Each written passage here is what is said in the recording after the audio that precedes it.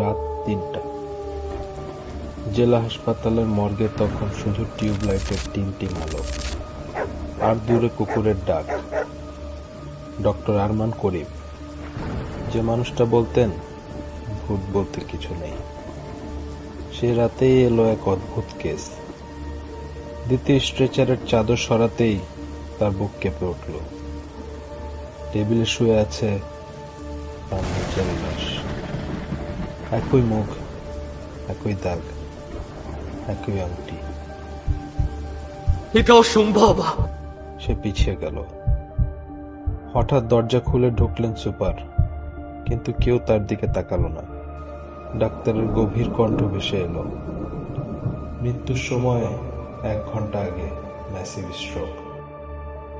আমার নিজের হাতের দিকে তাকালো, হাতটা ধীরে ধীরে স্বচ্ছ হয়ে যাচ্ছে। তার সহকারী নাইম ফিসফিস করে বলল, স্যার, আপনি এখন আর অবিশ্বাসে বাধা নন।